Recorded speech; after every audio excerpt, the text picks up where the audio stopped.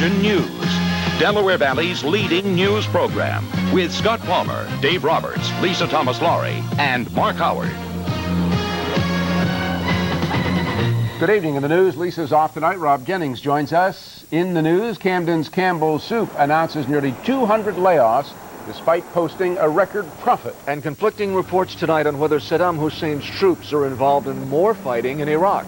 But the big story on Action News tonight is Hurricane Fran, less than 100 miles off the coast of the Carolinas and heading for the shore. And all the wishing and sign painting won't work. Fran will not scram. Hundreds of thousands of people have evacuated the barrier islands. And while the eye of the storm is 6 or 7 hours away, the high winds and the rain on the leading edge of the storm are already moving in. Let's go outside now to Dave Roberts with the latest facts and figures. Dave, it looks like Fran, unlike Edward, will not spare us. No, definitely. Fran is there just off the North Carolina-South Carolina border. Here's a satellite picture now, Satellite 6, watching the storm, as we have been for several days now. You see the movement there coming up and just itching its way closer to that border. Let's go closer now, and we'll show you the facts and figures. Now, 115 mile per hour top winds. It remains a Category 3, a very dangerous hurricane moving west-northwest at 16 miles per hour. It is now just 80 miles south-southeast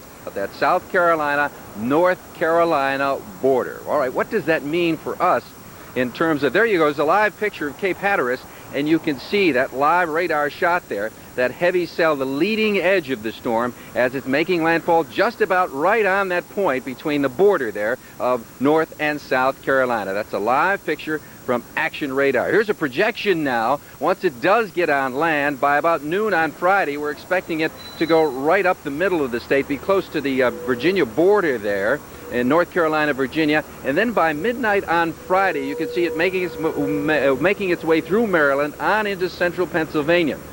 We are projecting that it does that. Now, there's a couple of other paths. You see one farther to the west and one farther to the east, which of course includes us.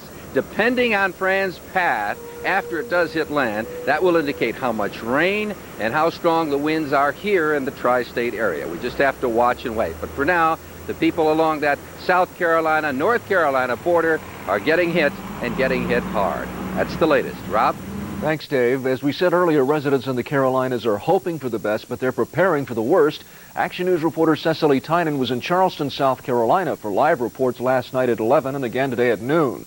She and photographer Bob Kravitz have now moved 100 miles north to Myrtle Beach, where the storm's really starting to kick up.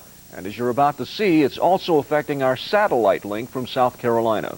Well, we made it here from Charleston, South Carolina. We're now in Myrtle Beach, where Fran is expected to make landfall later on tonight. When Bob Kravitz and I were driving in, we had to stop at a checkpoint. They're not letting anybody into the island unless they show proof of ID that they do live here. They're expected to then get their belongings and either leave or get to a shelter.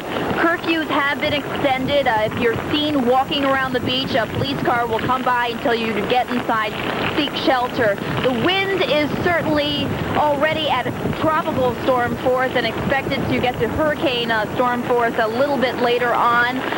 Some of the palm trees are blowing as we were arriving here, already seeing some wind damage right now. Some signs have been blown over. The stoplights are flailing in the wind, but of course this will be getting worse. And this is Cecily Tynan now. I'm live on the telephone and give you an update on the wind conditions. Winds right now are gusting to about 60 miles an hour. And now that the storm is continuing, it's less than 100 miles from the coast. They expect the hurricane-force winds will be kicking up within the next couple of hours. I'm looking at the seas right now, and the storm surge is at about 15 feet right now. We are seeing some flooding. Also, there has been a problem with electricity. The electricity in the hotel has been going out, and they're now powering on generators. But we continue to monitor the situation as Hurricane Fran comes closer, and we'll have more updates coming up at 5:30 and 6 on Action News. I'm Cecily Tynan reporting live from Myrtle Beach, South Carolina. So thanks, Cecily. Take care of yourselves there. As Fran gets closer to the Delaware Valley in the days ahead, the storm could have a big impact here, but already its effects are being felt Amtrak has suspended rail service on some southern routes which run through the coastal Carolinas, like the Silver Meteor. It runs from Miami to New York. Also, airports along the Carolina coast, as you can imagine, have shut down, and we'll have more on the last Philadelphians to fly out of the area coming up at 5:30. Meanwhile, at the local Red Cross headquarters in Center City, disaster service officials are tracking the progress of Fran on their computers, like we are. In addition, supplies are also being loaded into an emergency response vehicle. 2 local volunteers are already in the Carolinas with one of these trucks. The boxes contain everything from blankets to toothpaste and toothbrushes, items often overlooked in the rush to evacuate.